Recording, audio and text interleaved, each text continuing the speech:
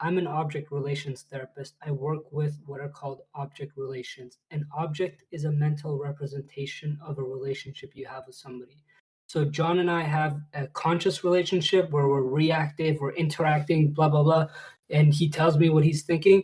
But I also have an object relationship with him. I carry a piece of him internally, and I have a relationship with that John. Whoa. And that John is, this person who's very like active, very like outgoing, and all these things, whatever it may Say be. reckless. You want to say it? Say it. What I'm saying is that we all have a minimum of 2 relationships with every individual around us. You'll have a minimum of 2 relationships with your partner as well. Conscious and minimum sub. of 2 relationships with your parents, let's say. Yeah. You have to make sure whatever the conscious relationship is with your partner, with your girlfriend, does not matter. What matters is the object relationship she has with you. Does that make sense? Yeah. I used to say the object relationship is her internal relationship with you. Yeah. Regardless of what you're doing.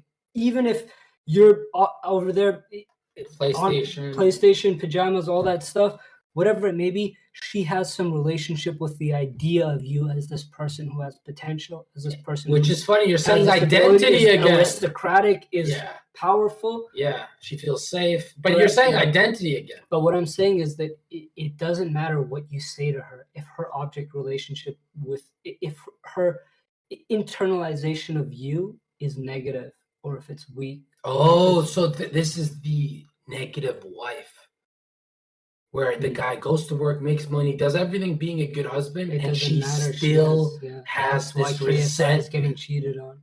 Yeah, well, let's not. Listen, so this internal stuff starts from week 1 of dating, week 2, and it starts with you, because you have an object relationship with yourself that you project onto the world. If you have a weak relationship with yourself, this is where identity is implicated again. If you don't have a strong perception of who you are, that will be projected onto your partner, and she will internalize that. And then regardless of what you become a billionaire, and she doesn't see you as a billionaire, as somebody worthy. Well, how do we fix this? It starts with you. Like I said, it implicates your identity. You need to work on your perception. So it's like how you see yourself is that she's going to get a ghost of that. Correct. And that ghost is going to haunt her until she hates you. Yeah. Wow. And these concepts are all interconnected. Oh, you know what's funny is that ghost of how she internally sees you is literally going to be on the stage of the animus, where he's not adhering to my father, my first boyfriend, this guy, all the male experiences she has. Zherka is not fulfilling what a man is in my head. A man is like Superman, a man is like this. And so internally she starts to fucking panic and goes, Zherka's playing PlayStation. It's not necessarily a bad thing. Playing the PlayStation thing will never work out, ever. I promise you. Because even internally, it's not something you want to be doing.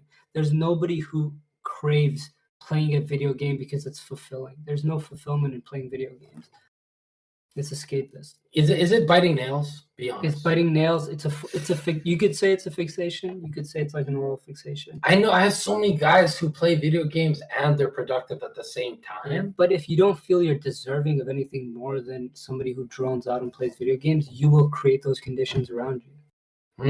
So what I'm saying is everything goes back to identity. Yeah. Everything goes back to identity. Steiner had this beast quote. Someone find it on my Twitter. It said, if you don't go aim to be the ideal form of everything you're trying to do, you fall flat everywhere. And I'm like, you know what he's pretty much, I forgot how the quote goes. Someone bring it up. Basically, Steiner's saying, if you don't want to be the best football player, the best at your job, the best boyfriend, you fall short in all categories. But if you aim to be the best in all, they start to like fill up like cups. And in my head, I'm like, oh shit, this is that leave no stone unturned process. And yeah, when you have a good day in business, you'll have a good day with your bitch and a good day on the field. And this is how you accumulate like those, I like to call them I hate saying mini W's because they're huge, bro. Mini W's equal to millions, bro. Right? But that's why I say, get active, start with that shower with the Beethoven and stuff. But here's what the quote is. It's pretty much, if you're not aiming to be your ideal form, someone bring me the quote. Yeah, you're good. That if you're not trying to be your perfect I, and remember, no one can use that powerful letter, only you. I is only for you. So if you're not trying to be your perfect ideal form in your football game, work, and with your girlfriend, I swear to God, percentages lower on all three categories for you, which is like a lot of people are like, damn, how the fuck can I be perfect all the time? Yeah. Well, that's the thing. The alternative is you're shit all the time. Yeah. And when you're perfect all the time, you're not actually perfect. But you're definitely going up. Speak on the concept of I-ness, of what I am.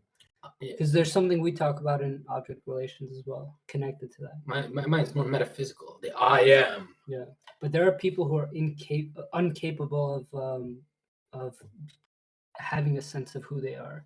Yeah. Things happen to them; they don't experience them individually. I know this is a detour, but I read on a Twitter post that certain humans don't have an inner voice talking to them all day. Yeah, people. And that's when I had those people should not be allowed to vote. Like they're just showering and nothing is talking to them.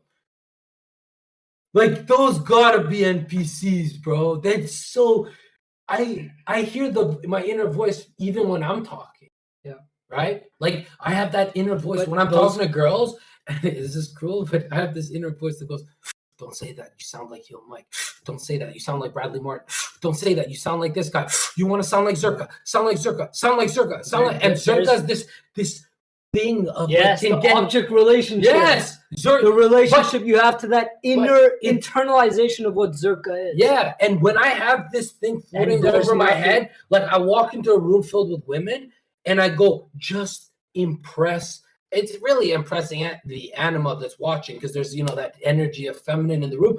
But in my head, I'm like, just sound like the cowboy, not Zherka. And it's like this being over my head that makes me sound. That's a calling to your true identity. Dude, anything less than that is a separation from your identity. You will feel less confident. But it's not the real me if you think about it. Like the real me will be no. I can sound goofy with women, especially. It's fine if you sound goofy, but the relationship you have with that internalized version of yourself, the object, is that higher order Zherka, the one that can call out and say, Zherka. Yeah. Right? So, and it's weird, but before I was into bodybuilding and working with a bunch of women at bars, I never had that thing floating over my head of like Peter Parker and then Zherka. Yeah. I was always just Peter Parker and then talking to the girl, I'd be like, So I have a question. What point in your life did you start to experience that I am experiencing this? Not that this is happening to me, but I am experiencing being bullied or whatever it may be.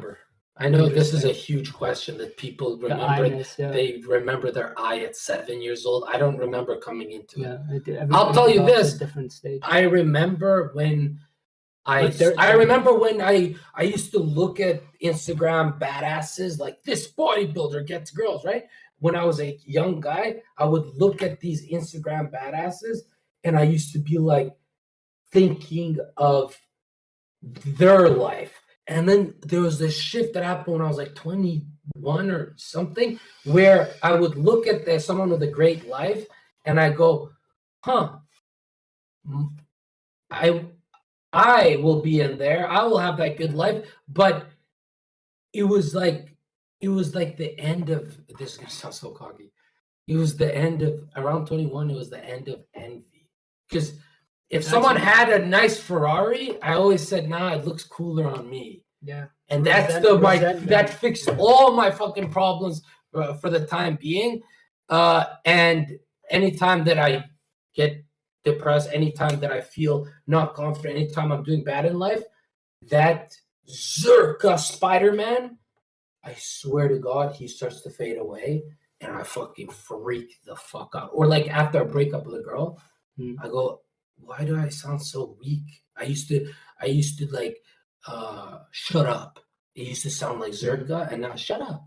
And I'm like, what the fuck? And that's what a breakup with a woman will kind of steal a piece of you that's badass. Yeah. Right? Even if you dump the bitch, there's something about a man that they only collect bitches. So like even if you dump her, you lost her. You know? Like it's like a lost a Lugia type shit, you know?